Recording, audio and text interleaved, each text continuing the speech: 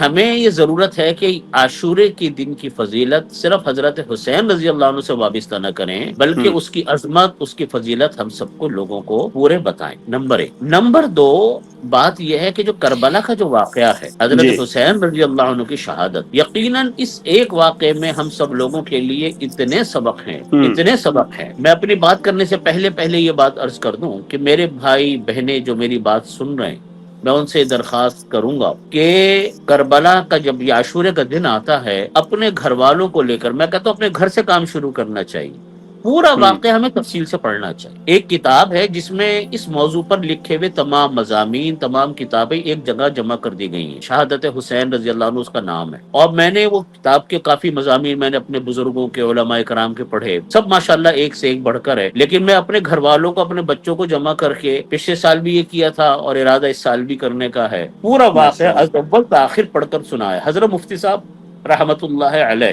حضرت مفتی شفیع صاحب رحمۃ اللہ علیہ، ہمارے دادا رحمۃ اللہ علیہ، ان کی جی کتاب شہید کربلا مختصر ہے، زیادہ جی لمبی نہیں، لیکن اتنی جامع ہے کہ ہر شخص کو اس کو پڑھنا چاہیے، تاکہ یہ تو سبحان پتہ اللہ چلے کہ واقعہ کیا پیش آیا اور اس سے ہمیں کیا سبق ملتے ہیں۔ ہمیں سبق یہ ملا حضرت حسین رضی اللہ عنہ کی شہادت سے، وہ سبق یہ ملتا ہے کہ حضرت حسین رضی اللہ عنہ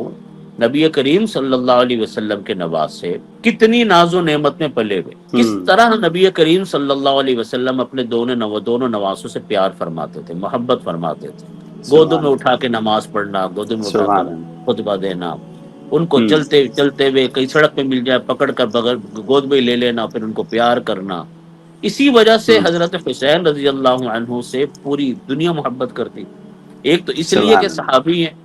دوسرے اس جی لیے کہ نبی کریم صلی اللہ علیہ وسلم کے نواسے ہیں، حضرت علی پیارے رضی اللہ عنہ کے بیٹے، حضرت فاطمہ رضی اللہ عنہا کے صاحبزادے ہیں۔ تو سبحان اللہ اتنی ناز و نعمت میں پلا ہوا انسان، پھر مالی طور پر بھی، جیسا بھی ہم مولانا زاہد صاحب فرما رہے تھے یا میں کسی اور کے بات سن رہا تھا، یہ کتابوں میں بھی لکھا ہے کہ حضرت علی رضی اللہ عنہ مالی طور پر بھی اللہ تعالیٰ نے ان کو بہت فراوانی عطا فرمائی۔ تو اتنی ناز و نعمت میں پلا ہوا انسان ہے نا جی، جب جی مشکل وقت آیا، لوگوں کی رہنمائی کا مرحلہ آیا، اور لوگوں کو کے اوپر فسق و فجور کھلنے لگے، تو حضرت حسین رضی اللہ عنہ نے خروج کا ارادہ کیا، نکلنے کا ارادہ کیا۔ یعنی اس وقت حالانکہ حضرت ابو ہریرہ رضی اللہ عنہ نے ان کو روکا، اور بھی کئی جی صحابہ کرام رضی اللہ عنہم نے ان کو روکا کہ آپ عراق مت حضرت جائیں، عبداللہ آپ ابن وہاں مت عباس نے جائیں۔ بھی روکا حضرت عبداللہ بن عباس رضی اللہ عنہ نے بھی روکا، بالکل صحیح فرمایا آپ نے، انہوں نے بھی روکا، جی لیکن بہرحال ان کا ایک اپنی رائے تھی، وہ نکلے، اور جو واقعہ پیش آیا شہادت کا وہ ہمارے سامنے۔ لیکن پہلا سبق یہ ملا کہ جب مشکل وقت آیا، امت کی رہنمائی کا وقت آیا، تو وہ نکلے اور لوگوں کی رہنمائی کا ارادہ کیا، واپس آنے کا راستہ تھا بھی، لیکن انہوں نے جی اس کو اس وقت اختیار نہیں کیا جب وہ موقع تھا، لیکن وہ اس پر رہے کہ نہیں، میں لوگوں کی رہنمائی کا کام کروں گا۔ دوسری بات یہ پتہ چلتی ہے کہ یہ حضرت حسین رضی اللہ عنہ اس مقام اور مرتبے پر فائز ہوئے، وہ جی ان کے نانا، ان کے والد، ان کی والدہ کی تربیت کا نتیجہ تھا، کہ جس کی وجہ سے حضرت حسین رضی اللہ عنہ نے یہ قدم اٹھایا اور امت کی رہنمائی کا کام کیا۔ اگر ان کے بڑوں کی یہ تربیت نہ ہوتی تو کیا حضرت حسین رضی اللہ عنہ کیا آج وہ کرتے؟ ہرگز لیکن نہیں دیکھیے بات نانا کی تربیت، حالانکہ چھوٹے تھے، جی والد حضرت علی رضی اللہ عنہ خلیفۃ المسلمین رضی اللہ عنہ، ان کی تربیت، ان کی والدہ محترمہ حضرت فاطمہ رضی اللہ عنہ کی تربیت، تو سبق یہ ملا کہ اپنی اولاد کی تربیت دینی اعتبار سے ایسی مضبوط ہونی چاہیے کہ وہ بچہ بڑا ہو کر کسی بھی مرحلے پر آ جائے، لیکن اس کی تربیت کا اثر اس کی زندگی میں ظاہر ہوتا ہے۔ بے شک تو یہ دوسری بات ہمیں پتہ چلتی ہے۔ تیسری بات میں پتہ چلتی ہے کہ ظلم کا نظام کبھی نہیں چل سکتا، فسق و فجور کے ساتھ نظام نہیں چل سکتا۔ جب کوفہ کے لوگوں نے خطوط لکھے حضرت حسین رضی اللہ عنہ کو کہ ہمارے ساتھ یہ مسائل آ گئے، آپ آئیے، آپ آئیے، آپ آئیے، تو حضرت حسین رضی اللہ عنہ نکلے، اور وہ وہاں پر پہنچ نہیں پائے کہ راستے میں یہ واقعہ پیش آ گیا، لیکن جب حضرت حسین رضی اللہ عنہ کی شہادت بھی ہو گئی اور شہید بھی ہو گئے، اس کے بعد لکھا ہے کتابوں کے اندر یزید کی حکومت یزید اتنا بدنام ہو گیا کہ 6 مہینے سے زیادہ یزید کی حکومت چل نہیں پائی اس کے بعد۔ تو مقصد تو حاصل ہو گیا نا، جان تو گئی، شہید تو ہوئے، خاندان سارا ختم ہوا، لیکن دنیا کو یہ بتا دیا کہ ظلم کے ساتھ، فسق و فجور کے ساتھ، دنیا داری کے ساتھ یہ مناسب چل نہیں سکتے۔ اس لیے اس واقعے کو سامنے رکھ کر ہمیں اپنے بچوں کو بھی، خود اپنے آپ کو بھی ہمیں اس طرف متوجہ ہونا چاہیے کہ ہم بھی اپنے بچوں کی ایسی تربیت کریں جیسی تربیت میرے آقا کریم علیہ الصلوۃ والسلام نے اپنی اولادوں کی تربیت فرمائی، جس کی وجہ سے آج دنیا میں نام ہے۔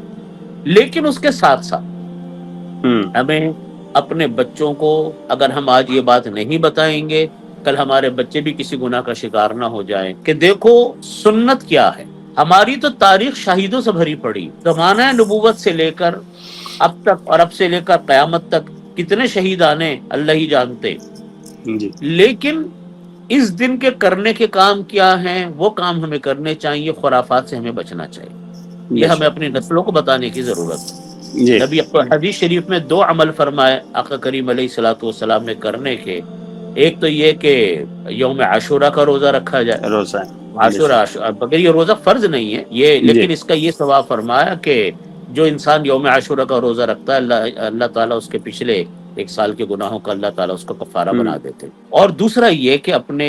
رزق میں اپنے اہل و عیال کے اوپر فراخی کرنی چاہیے، جو سنت ہے سنت کو اپنانا چاہیے، علم حاصل کرنا چاہیے، واقعے سے سبق حاصل کرنا چاہیے، علم ہمیں ہونا چاہیے۔ اس کے علاوہ جو کچھ ہمارے ہاں عاشورے کے حوالے سے سڑکوں پر ہوتا ہے،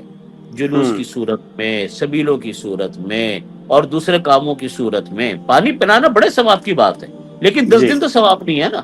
ثواب تو پھر مستقبل ہے۔ بالکل، تو وہ ہمیں مسئلے کی وضاحت کرنی چاہیے۔ اب آپ دیکھیے محرم الحرام اور عاشورے کا دن پوری دنیا میں آتا ہے، جب پوری دنیا میں عاشورے کا دن آتا ہے، لیکن کہیں اس طرح کا عاشورہ نہیں منایا جاتا جس طرح کا عاشورہ آج ہمارے ہاں منایا جاتا ہے۔ اس کا نتیجہ یہ ہے کہ لوگوں کے اندر دین سے بیزاری پیدا ہو رہی۔ ابھی آج ہی میں واپس آیا، میں مراکش گیا ہوا تھا وہاں کانفرنس کے سلسلے میں، میں اپنے ساتھیوں کو بھی وہاں کہہ رہا تھا، میں نے کہا کہ دیکھیں یہاں پر بھی محرم آیا ہوا ہے اور سارے مسلمان ہیں، ماشاءاللہ مسلمان ملک ہے، کوئی زندگی کے اندر اتنا سا خلل واقع نہیں ہے ان لوگوں، اتنا سا خلل واقع نہیں ہو، اسی طرح نظامی زندگی چل رہا ہے، کچھ نہیں۔ ہمارے ہاں قیامت مچی ہوئی۔ میرے ساتھی جو ایران میں رہتے ہیں، تہران میں ہیں، میں نے ان سے پوچھا، جو ہمارے دارالعلوم میں بھی پڑھتے رہے، آنا جانا رہتا ہے تہران میں، ہمارے پاس بہت سارے ساتھی سنی ساتھی ہیں، میں ان سے پوچھتا ہوں کہ جی آپ کے ہاں عاشورے پہ کیا ہوتا ہے؟ وہ کہہ رہے کچھ نہیں ہوتا، تہران میں چھٹی تو ہوتی ہے لیکن جلوس، راستے بند ہونا، رکاوٹیں ڈلنا اور نظام زندگی کا معطل ہونا، کہہ رہا کچھ نہیں ہمارے یہاں۔ تو بھائی ہم اپنے بچوں کو کیا سبق دے رہے ہیں کہ یہ اسلام ہے، یہ جو ہم کرنے جا رہے ہیں اس کا تو اسلام سے کوئی تعلق نہیں ہے۔ تو ہمیں اپنے نسلوں کو، اپنے بچوں کو، اپنے لوگوں کو جو حضرت حسین رضی اللہ عنہ کا واقعہ ہے وہ پورا تفصیل سے پڑھانا چاہیے، اور محرم الحرام کی فضیلتیں بتانی چاہیے، شہادت حضرت عمر فاروق رضی اللہ عنہ کو بیان کرنا چاہیے۔ اس دن جو کرنے کے مسنون کام ہے، اللہ تعالی ہم سب کو اس کی توفیق عطا فرمائے، ہمیں وہ کرنا چاہیے، اور جو گناہ ہے، جو غلطیاں ہیں، جو کوتاہیاں ہیں، ہمیں وہ بتانی چاہیے اپنے بچوں کو۔ اگر ہم نہیں بتائیں گے ہمارے بچے بھی ان خرافات کو عبادت سمجھیں۔ یہ روایت تو آپ کہہ سکتے ہیں کہ کوئی روایت ہے، طور طریقے چلے آ رہے ہیں زمانے سے، لیکن دین سے اس کا کوئی لنک نہیں، دین سے اس کا کوئی تعلق نہیں ہے۔ جلسے، جلوس، رکاوٹیں، ہنگامے، فلانے ڈمکے، کیا کیا ہو رہا ہے۔ اس لیے کربلا کا واقعہ ہماری زندگی کا ایک اہم ترین واقعہ ہے، اور حضرت حسین رضی اللہ عنہ کے ساتھ جو ظلم ہوا اور جو ان کے اوپر پانی بند کیا گیا، پورے خاندان کو شہید کیا گیا،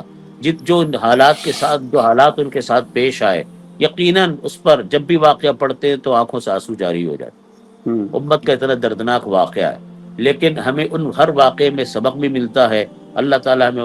ان چیزوں سے سبق حاصل کرنے کی ہمیں توفیق بھی عطا فرمائے۔ سوشل میڈیا پر سب سے قدیم اور سب سے ریلائبل برانڈ درسقرآن.com